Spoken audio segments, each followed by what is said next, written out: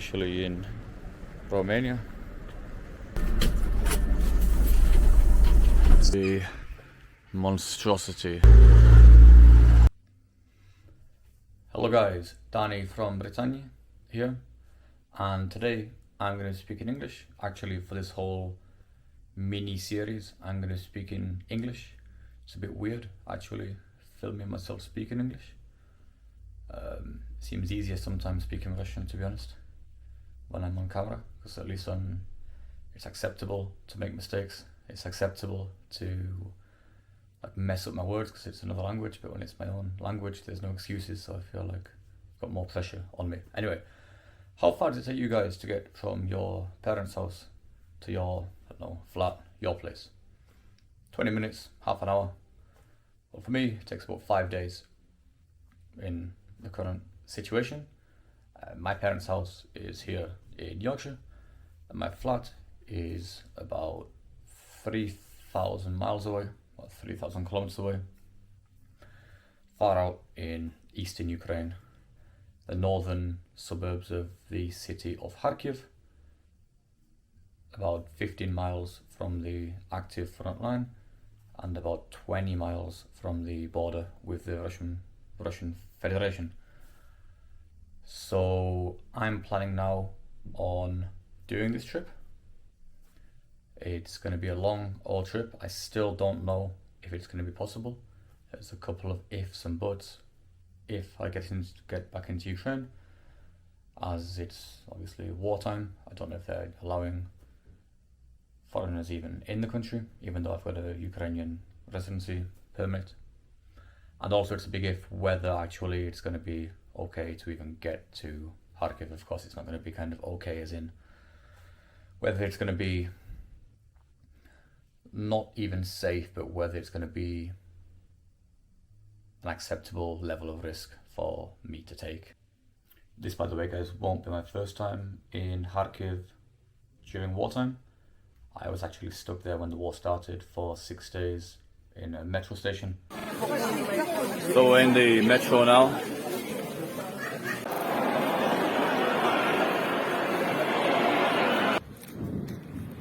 Fuck.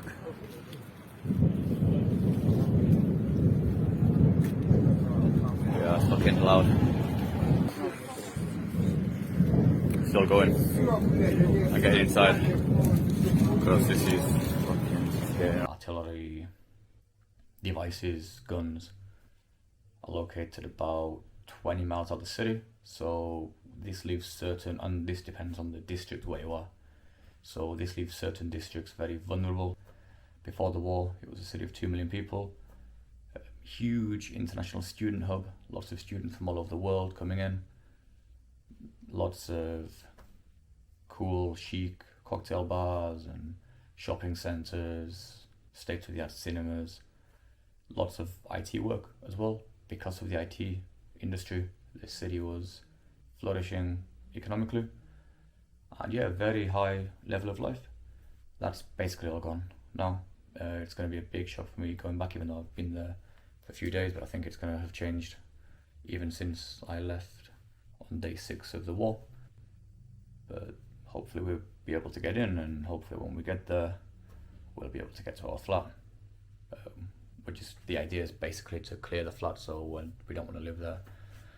As you can imagine, there's no place to live.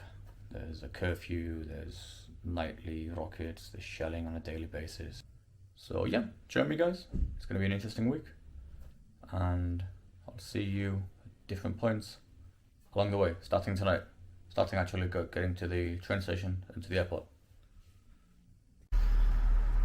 So step 1, local train station to the airport. Now at Selby station, train is due in about 10 minutes. So yeah, so far so good. Although I'm literally like 2 miles from home, so it's not that much could go bad at this early stage.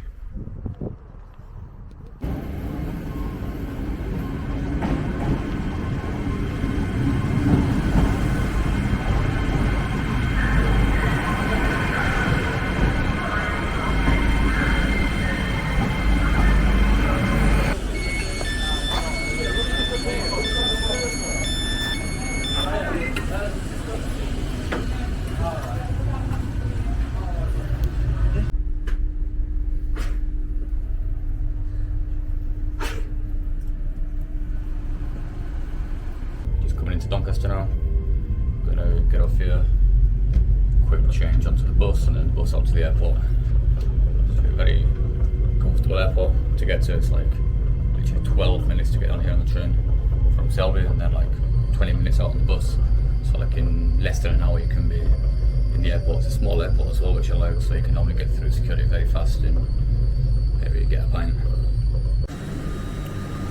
Кстати, у нас только вчера, к сожалению, умерла королева, и сейчас везде в стране есть вот такие постеры. You can see here too. So, got into Doncaster Airport now to find out that the flight's delayed by 2.5 hours at least. So our flight was meant to be taking off in like an hour, taking us to Romania. It's actually now still in Romania. It's not even taken off. So it's going to get into here about midnight. Quick turnaround. We're going to probably be out by about midnight. If it was a daytime flight, I'd be a bit pissed off about it.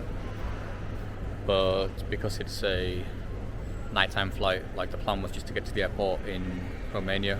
We would have got in like 3 in the morning, so the plan was just to like sleep in the airport until sunrise to like 6, 7, and then get the bus to the train station.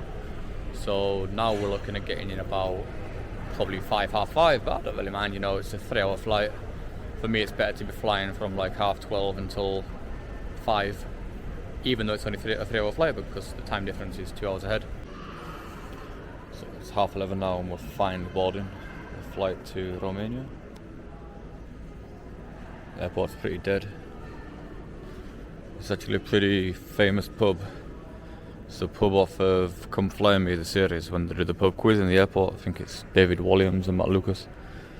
They do the pub quiz in the airport and everyone has to leave after like 10 minutes because the flight's leaving. Funny show. So we're finally on the flight. It's just gone midnight. Pretty busy flight actually. As you can see.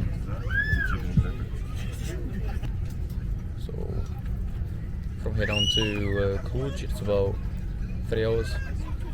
About 2 hours time difference, so we'll get in there 5 in the morning. Even though we're leaving here at midnight.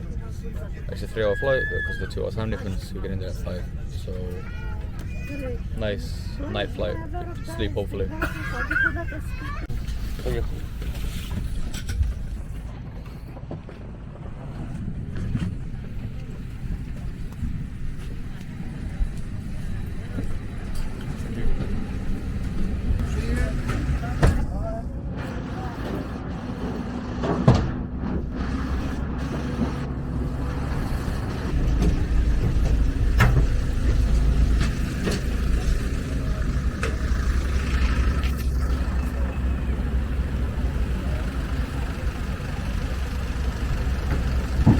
In Romania now, 5 in the morning. Pretty warm though.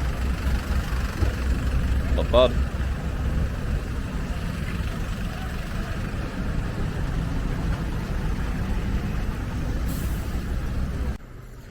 So we got through passport control now. We're officially in Romania. Airport's a little bit underwhelming. In fact, all of the airports in Romania seem to, I've been to like 4 airports in Romania before. And they're all yellow. I don't know why. And have this smell like something from a cheap Benidorm hotel. But well, at least we're here. First day complete. We're trying to get into the centre now. It's quite a bit of hustle and bustle straight away as soon as you leave the airport. It's more like a kind of Turkey vibe, I'd say, than a Poland vibe.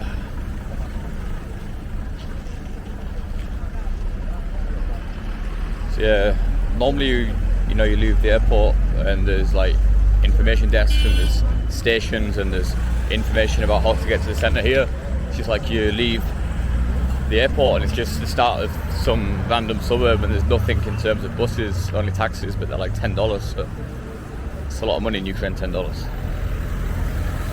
It's still dark, it's about 5:30 in the morning.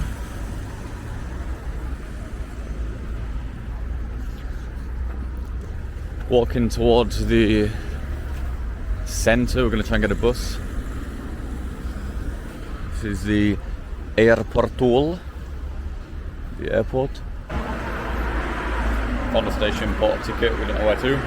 We're just going to jump on a bus and hopefully to somewhere near the centre, at least somewhere within walking distance. Но походу да. Поехали.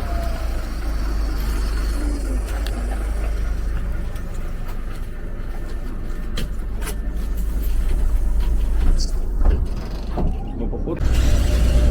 On the bus now heading toward, hopefully towards the centre. I've not actually checked which direction we're going, but it's interesting. It's an old French bus. All of the writings in French. You know, you come to this part of the world expecting to see some old communist buses, socialist style 60s, 70s buses, and you end up being a French 1990s bus. Okay. You win some, you lose some. In the centre of Cluj, got here quite easily. In the end, a couple of buses, and I've got an example here of the typical contrast you get in lots of the Eastern European countries. So two beautiful buildings, beautiful streets, and then on this corner here you've just got this bloody monstrosity, probably from the communist times. Yeah, there's quite a lot of examples. And you get quite a lot of examples of this. I was in Szczecin in Poland a few weeks ago, and there was an example of it there too. There was this square, beautiful buildings on a few sides, but then on the other side, an absolute monstrosities.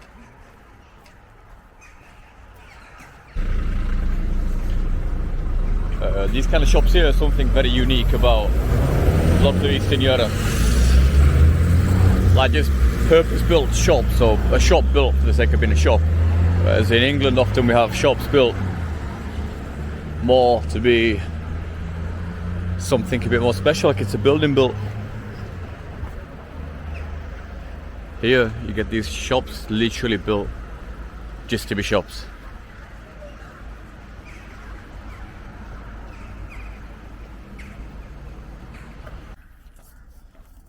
Still in the centre.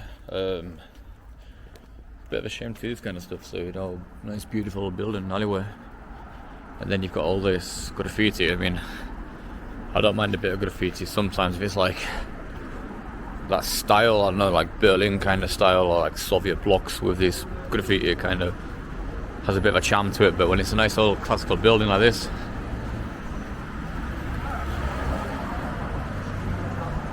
yeah, it's not the best. The city's nice, beautiful city.